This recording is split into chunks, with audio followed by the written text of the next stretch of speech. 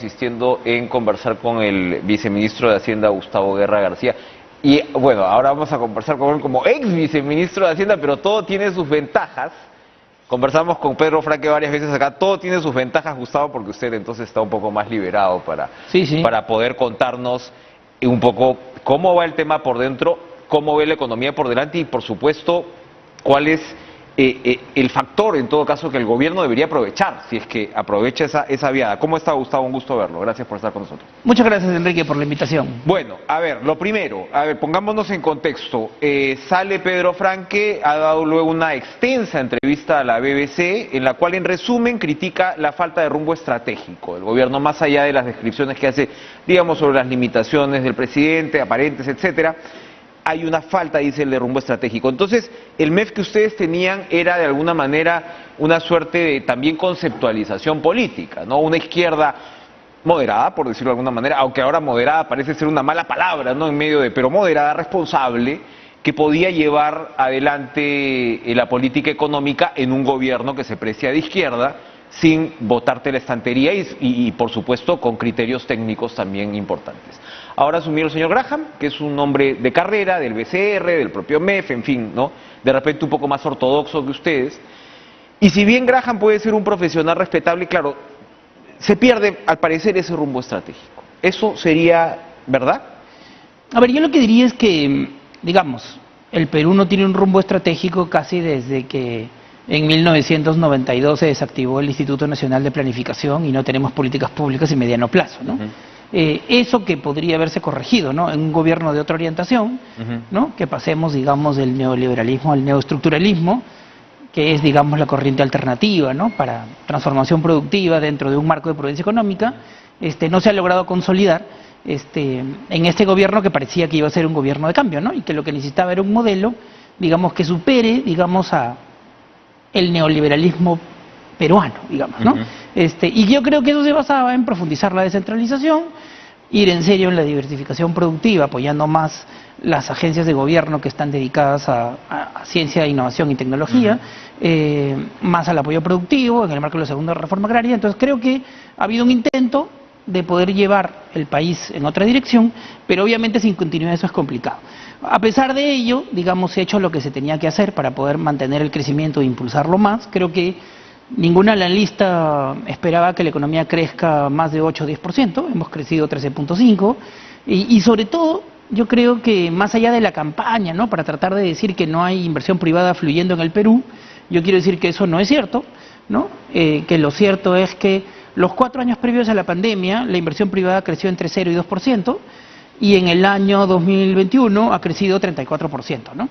12 puntos más que lo que teníamos en el 2019, ¿no? Y ese crecimiento es muy importante y estamos batiendo récord de inversión en exploración minera, más allá de que todo el mundo dice que hay cerradas 4 minas que no han cerrado, y que las perspectivas de los proyectos que están en curso son importantes, porque aún si hubiera un crecimiento cero, después de crecer 12% por encima del 2019, por primera vez en casi 5 años, obviamente crecer cero significa que se mantiene un flujo súper importante que ha habido el 2021. No es solamente un efecto rebote, ¿no? De inversión privada, no, es mucho más que un efecto rebote, ¿no? Ahí hay un punto más que sí es importante aclarar, porque al exministro Franque en sus últimas intervenciones hubo quienes criticaron un exceso de optimismo con respecto al tema de récord de inversión pública y de ejecución. Entonces lo que se señalaba era que en los últimos meses, más bien del 21, cuando ya había asumido el gobierno de Castillo, esto se cayó. ¿Qué responde a eso? A ver, yo creo que los 39.000 millones de soles de inversión pública se ejecutaron a lo largo de todo el año. Es un récord absoluto de inversión pública que tiene que ver con algunas decisiones básicas que se tomaron y que en realidad son simples, ¿no? Y que van a ser también, digamos, sus efectos también se van a ver en el año 2022, que es, digamos, lo siguiente, ¿no? El Perú tiene 170.000 millones de soles de inversión pública en proyectos en marcha, ¿ok? Es decir, la inversión pública presupuestada de cada año es más o menos 41.000 millones de soles y tenemos 4 veces el presupuesto de inversión pública en proyectos en marcha. ¿Eso qué significa?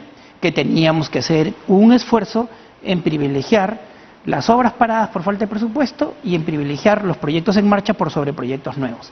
Ese esfuerzo de contención política, de regular las expectativas de todos los sectores y de muchos gobernadores y municipales para concentrarnos en lo que ya teníamos, ha sido un factor clave para poder tener un récord de inversión pública. Y es verdad que esto no solo se ha hecho en esta gestión, aunque lo hemos hecho con más intensidad, sino también en los meses previos, ¿no? Maritoni tomó decisiones interesantes que nosotros hemos sofisticado, ¿no? La ex ministra de Economía, disculpa Maritoni la confianza, que han permitido también trabajar mejor los proyectos en continuidad, para que cuando pases de un año a otro, lo que se demora en ejecutarse no pierda financiamiento, ¿no? Entonces, una mejor programación, hacer transferencias de forma más rápida, asegurar la continuidad de proyectos que se iniciaron en el segundo semestre para que no pierdan ritmo, es lo que va a hacer que tanto el año 21 como el 22, ¿no es cierto?, haya un muy buen ritmo de inversión pública, básicamente tomando las decisiones elementales y tratando de no ser excesivamente conservadores y darle los recursos a los municipios y regiones demasiado tarde, ¿no? Graham no tendría por qué cambiar estas líneas que usted escribe. Yo no creo que las cambie. Creo que mi reemplazante, Alex Contreras, es un excelente funcionario. Están los dos viceministerios, me decía. Por ahora, está en los dos viceministerios, como yo estuve al principio, así que probablemente él sea ahora el funcionario más poderoso de la administración pública peruana, y le deseo la mejor de las suertes, pero es una persona inteligente, viene del Banco Central, igual que Pedro Franque, que algunos han criticado, ¿no?, que Pedro no tenía la formación suficiente. Yo la verdad es que discrepo con eso. O sea, Pedro Franque era un funcionario súper destacado en el Banco Central de Reserva, y su visión macro como su visión sectorial ha sido súper importante para poder llevar toda la fiesta de la economía en orden, ¿no? Sin embargo, el Congreso les aprobó una reforma tributaria a media caña. ¿Qué tanto afectaba eso, digamos, la perspectiva del gobierno, sobre todo pues con el tema tributario minero, sobre el tema de cambio de tasas? ¿Qué tanto afectaba eso? Yo creo que afecta mucho, porque digamos que es escandaloso, es una vergüenza que seamos un paraíso tributario y que del 2014 en adelante hayamos aumentado el nivel de incumplimiento tributario, ¿no? Lo cual se dice poco, ¿no? Muchos que critican a Pedro Franque han sido ministros cuando el incumplimiento tributario, digamos, ha aumentado de forma sostenida 2014, 2015, 2016, 2017, 2018. Y hemos llegado hoy día a tener 35% de evasión y elusión en IGB o incumplimiento y 50% en renta, digamos 49.8, casi 50%. Nosotros tenemos una presión tributaria ridícula en términos internacionales, ¿no? Honduras tiene 22%, por no decir Francia, que tiene 49.5% de presión tributaria. Entonces Perú con 16%... Y 16 porque fue precisamente por este muy buen año. Antes veníamos porque es un buen año, varios años de 14, ¿no? Y porque se ha sido más exigente para que se paguen las deudas tributarias, porque se han tomado decisiones también en la SUNAT, no solo en esta administración, sino en la anterior, para poder disminuir los plazos de los reclamos que hacen los empresarios de grandes empresas para tratar de pagar tarde, mal y nunca las deudazas que tienen, ¿no es cierto?, que ya están establecidas y definidas, y ellos usan todos los mecanismos hasta el Tribunal Constitucional para no pagar impuestos, porque así estamos en el Perú. Entonces, en un país así, ¿no?, con harta elusión y harta evasión, ¿no es cierto?, y una presión tributaria muy baja, la verdad es que no se haya respaldado una reforma tributaria moderada, ¿no es cierto?, que solo tenía 3 iniciativas legislativas o 3 propuestas con progresividad, y que las demás eran las elementales que se toman en todo el mundo, que solo se haya aprobado medidas que solo afectan 0.2% del PBI como recaudación tributaria contra 1.5% que debió ser, en mi opinión, es lamentable. Ahora, esa pelea no está perdida. En realidad, la propuesta que lideró Pedro Franque con el equipo de Marcos Camacho de Ingresos Públicos es una propuesta que recoge planteamientos que están ahí en el MEF, pensados y planteados hace mucho tiempo, ¿no? Es parte del chip ahí. Es parte de la tecnocracia, ¿no? Incluso no se escogió toda la reforma, para no tan difícil de asimilar por algunos sectores que están recuperándose, pero para mí es una reforma la mínima indispensable que tendría que hacerse en el Perú. Y a mí me parece muy vergonzoso, ¿no?, que el gran empresariado y los medios de comunicación vinculados al gran empresariado, ¿no es cierto?, hayan hecho todo lo posible por bloquear una reforma que el Perú necesita en el Congreso. Porque esa reforma ha sido planteada antes y ha sido rechazada en el Congreso más de una vez. Todos los mecanismos de ilusión y contra la ilusión y contra la evasión que se usan, digamos, en todo el mundo y que faltan en el Perú nada más aplicarse, ¿no?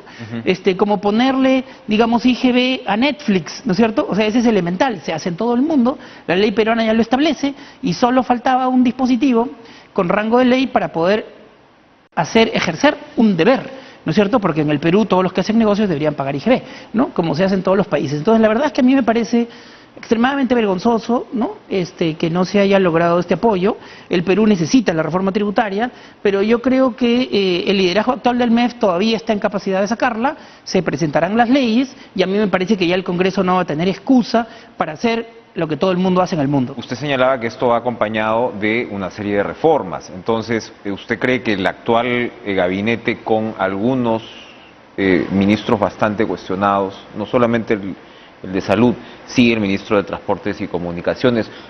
Acaba de señalar la segunda reforma agraria, Víctor Maita, que era pues una persona, digamos, emblemática dentro de este proceso, ha sido cambiado por un congresista que es educador, ¿no? Ya el Colegio de Ingenieros de Puno ha pedido su remoción, etcétera, etcétera, etcétera. ¿Ha habido en algún momento problemas con el Ministerio de la Producción, de si realmente se iba a seguir impulsando todo el tema que tiene que ver con diversificación, innovación, o también iba a ser una agencia de empleos? Repito, etcétera, etcétera. ¿Cree usted que es posible jugar en pared? Porque una cosa es la política económica y otra cosa es aterrizar las reformas desde cada sector. A ver, voy a tratar de ser un poco optimista, ¿no? A ver, yo diría, si miramos el tema de transporte, en los temas de regulación, yo no he visto ninguna norma que haya dado el Ejecutivo que incentive la informalidad, más allá de algunos gestos y símbolos que se puedan haber visto. Lo que sí he visto es leyes en el Congreso, ¿no es cierto?, que sí han favorecido nítidamente tanto a los colectivos informales urbanos como a los interprovinciales, con excepción de Lima, ¿no? Y el Ministerio más bien sigue hasta ahora su burocracia técnica, tratando, digamos, de resistirse para que no se viene por el Congreso. Manejen las cosas. Y diga, en lo normativo me parece claro, digamos, más allá de los símbolos, ¿no?, más allá de lo que se aprecia. Y creo que el gobierno sí hay la oportunidad de cerrar la brecha principal social, porque, digamos, la red vial más deficitaria es la terciaria, ¿no es cierto? Es la que tiene solo 20.000 kilómetros con un mantenimiento más o menos. Este año hemos logrado el récord, ¿no?, porque estamos poniéndole mantenimiento rutinario a 73.000 kilómetros por primera vez en la historia, y por lo tanto el MTC y el MEF, bueno, han hecho ahí una contribución importante, y falta un programa de rehabilitación mayor en ese nivel de red, que yo creo que ahora es factible, ¿no es cierto?, porque ahora, digamos, ya no tenemos a la Bajato y por lo tanto no toda la plata tiene que ir a la red vial nacional. Entonces, a mí me parece que sí hay oportunidades para hacer las cosas que estaban pendientes y que no se hicieron en el pasado, ¿no? Por ejemplo, en salud hay un enorme personal CAS-COVID, ¿no?, que estamos a punto de habilitar para que el Congreso pueda sostener, digamos, a ese equipo, que obviamente cuando baje la presión de la pandemia tiene que ir a reforzar la primera línea. Esos recursos, salud no tiene que devolverlos a otros sectores. Ya es posible sostener eso y redistribuir esos recursos para fortalecer la primera línea como corresponde. Entonces, a menos que terminen de renunciar los jefes de los equipos, como está pasando. Eso es un golpe duro. Sí, y sería lamentable. Ojalá Gustavo Rosell reconsidere y siga a cargo de esto, porque es alguien muy importante. Igual el otro ministro Tarazona, me parece que no es el momento para cambiar a los mandos medios de salud. Pero digamos, el Perú la oportunidad la tiene, porque en el marco de la pandemia ya financiamos con un gasto corriente extraordinario de salud que no tiene por qué perder y que podría redirigirse a tal. Y educación también ha tenido más presupuesto.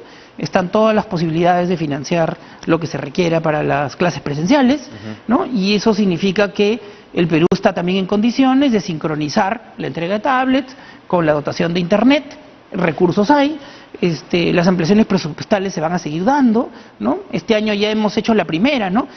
Solo con los cálculos que tenemos en este momento son 9.000 millones más que se van a incorporar al presupuesto, porque la economía sigue creciendo por encima de lo previsto, y en enero la recaudación tributaria fue 500 millones más de lo que se preveía, ¿no? Entonces yo voy a tratar de seguir siendo optimista y tratar de mirar dónde están las oportunidades, y yo creo que la sociedad civil va a reclamar, la sociedad civil agraria va a reclamar la segunda reforma agraria. Yo creo que la población civil urbana va a reclamar la reforma del transporte urbano, y a mí me parece que este gobierno es más sensible a esos grandes movimientos sociales, y yo espero que desde la sociedad pueda haber un gran impulso para que muchas de las reformas sectoriales en salud, en educación, en transporte urbano, en caminos rurales se puedan hacer. En esa mirada optimista, ¿por qué no se quedó Gustavo R. García en el MEF?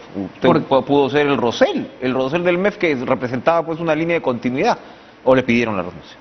Lo que pasa es que para ser viceministro de Hacienda, tú tienes que tener una relación de confianza casi ciega con el ministro de Economía y Finanzas, que te llama, ¿no? Que no era este caso. Y usted, que reconociendo Carlos el perfil de Graham, no. Yo le tengo mucho respeto, yo creo que va a ser una buena gestión. es un tecnócrata de lujo, conoce muy bien el tema de mercados financieros, ha trabajado hace mucho tiempo en economía y finanzas, ha visto varias administraciones, pero claro, entre los dos no tenemos esa confianza personal que es absolutamente necesaria, ¿no? Entonces ni él ni yo estábamos en la disposición de continuar. Yo le di unos días para que pueda él tomar las mejores decisiones. Mi relación con él es buena, y yo desde donde pueda lo apoyaré, porque creo que el equipo del MEF, con Graham y con Alex Contreras y con todos los directores que están ahí en la cancha, es un equipo muy solvente. Creo que en este contexto han desarrollado una conciencia social, digamos, más clara, que no estaba tan desarrollada en el MEF. Creo que la influencia de Pedro Franque ha hecho del equipo hacendario un equipo más concertador, más dialogante, que escucha más, menos soberbio y menos frío. Y a mí me parece que hay una chance de que la gestión económica se mantenga como se ha mantenido, ¿no? Reduciendo el déficit fiscal como lo hemos hecho, ¿no? De 8.9 a 2.6, cosa que no quieren reconocer mucho, ¿no? Y habiendo recuperado los activos públicos, ¿no? 18.000 millones de soles en el Fondo de Estabilización Fiscal y en la Reserva Secundaria de Liquidez para cualquier situación de emergencia que se pueda dar en el futuro, ¿no? A mí me parece que son logros concretos que van a servir para mucho. Interesante balance. Hay una chance, ya no le pregunto al técnico, sino al político, hay una chance que Nuevo Perú, usted es militante de Nuevo Perú, es militante todavía de Nuevo Perú, de alguna manera vuelva a ganar un espacio dentro del gobierno. Ahora Vladimir Cerrón ha estado echando barro en Twitter contra Verónica Mendoza, que pidió 5 ministerios, la embajada en Francia, en fin. Es un conflicto permanente el que se está viviendo ahora mismo, aparentemente, entre estas, digamos, líneas de izquierda. ¿Es posible? Yo creo que es difícil porque, digamos, Nuevo Perú hizo un acuerdo, ¿no? Hizo un acuerdo que fue importante porque recuerden que en el espacio entre primera y segunda vuelta habían ciertas actitudes y ciertos mensajes del entonces candidato Pedro Castillo que daba la sensación de que no iba a respetar los derechos humanos, que iba a ir contra la Defensoría del Pueblo, etcétera. Y algunos cuestionamientos a la propia democracia, ¿no? Entonces a mí me parece que el acuerdo con Nuevo Perú y los temas que se pusieron ahí fueron la primera tranquilidad que se le dio al país de que la división de poderes iba a respetar. Y luego, en ese marco, Verónica Mendoza jamás ha pedido ningún ministerio, eso simplemente no es cierto. Pedro Franque desarrolló una relación de confianza con Pedro Castillo en el marco del apoyo como líder económico de la campaña, lo mismo Nay Durán, y por lo tanto ellos se han incorporado en el marco del acuerdo, pero por decisión del presidente, por la confianza que se ganaron con el presidente, confianza que quizá perdimos después, ¿no? Entonces, digamos, el retiro de este sector político en la práctica es una ruptura, no por parte nuestra, ¿no?, del acuerdo que se tenía. Y yo creo que Verónica Mendoza ha pagado el costo político de respaldar al gobierno y ha puesto a algunos de sus cuadros muy importantes para tratar de ayudar en todo lo posible, ¿no? Y obviamente después de que haya una ruptura, digamos, no conversada, es un poco difícil recuperar las confianzas, ¿no? Pero a mí me parece que Nuevo Perú hizo bien en apoyar un gobierno de cambio, en todo lo posible, en todo lo que se podía hacer, y las batallas de discrepancia interna se han dado en la interna, ¿no? Todo lo que se ha podido y todo lo que se ha tenido que hacer. Bueno, y ahora ya pues todos tendremos un poco más libertad para opinar, dada la nueva situación, ¿no? Ahora, la nueva situación pasa también por, parece ser, un apresuramiento de sectores del Congreso por llegar quizás a una figura de vacancia. ¿Qué piensa al respecto? A ver, yo en general creo que a la democracia peruana no le convienen ni las disoluciones del Congreso ni la vacancia, ¿no? A mí me parece que la fortaleza principal, ¿no?, del Poder Ejecutivo y del presidente Castillo es el profundo desprestigio del Congreso, que tiene niveles de aprobación más bajos que el Ejecutivo, ¿no?, o que el propio presidente.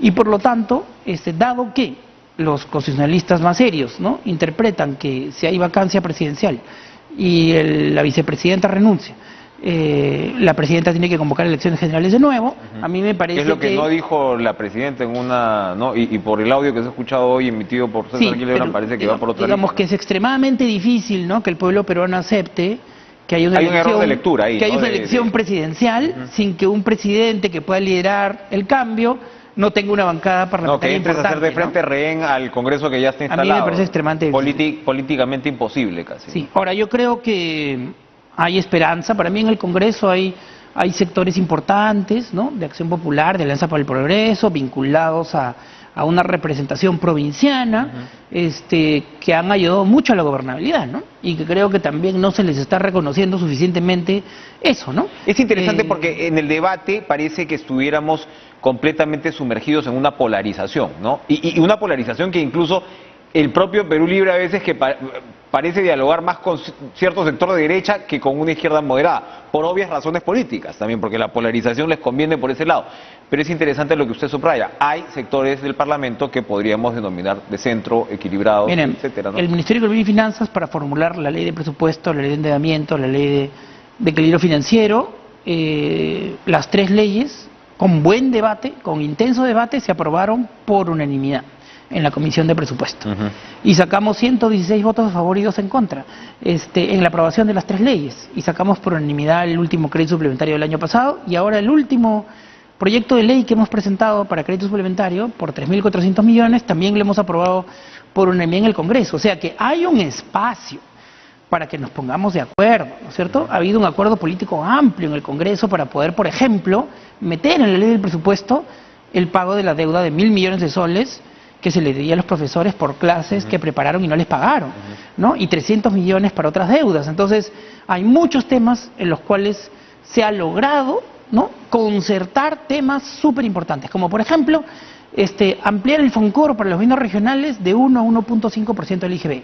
Consenso total en el Congreso, en las bancadas, una buena política pública que profundiza la descentralización y por lo tanto, digamos, no es que no se pueda trabajar, ¿no? Entonces, yo creo que, entonces ahora lo que queda es insistir. Creo que la administración actual debe insistir con la reforma tributaria porque le va a dar muchos grados de libertad a la política social si queremos cerrar las brechas, ¿no?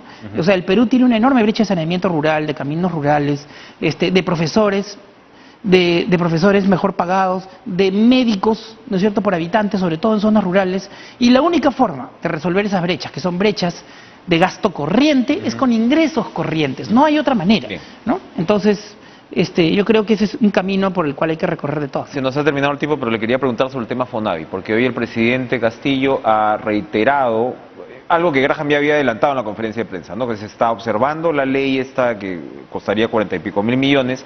Graham habló en esta conferencia de prensa de una contrapropuesta, me parece, de 6.000 y pico millones, que no sé si es la que el MEF estaba manejando antes. El presidente Castillo todavía no lo ha oficializado. ¿Había algo en marcha con respecto a esa contrapropuesta en el MEF? A ver, el tema del FONAVI es uno de esos puntos en que estamos de acuerdo con el Consejo Fiscal, ¿no?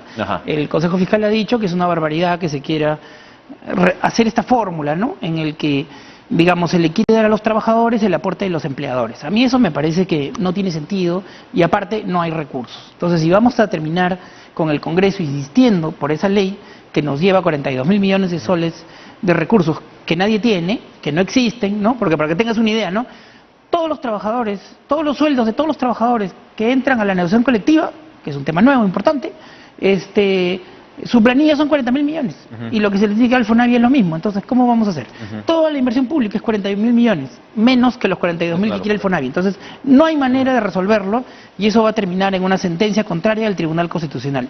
Lo razonable es que se vuelva a la primera propuesta que sustentaron en el Congreso, que nos lleva a unos 6.000 millones, de los cuales 2.000 ya están en las cuentas de, digamos, de la entidad que mira los recursos del FONAVI, y que eso sí es programable en un plazo razonable. Entonces, a mí me parece que insistir con una propuesta loca, desorbitada, fuera de la realidad, es simplemente una manera de que los fonavistas vean mucho más tarde el recibo del pago de sus aportes. Bien. Gracias, Gustavo Guerra García, por estar con nosotros. Seguramente lo tendremos más seguido con su recién recuperada libertad. Gracias, Gustavo. Vamos a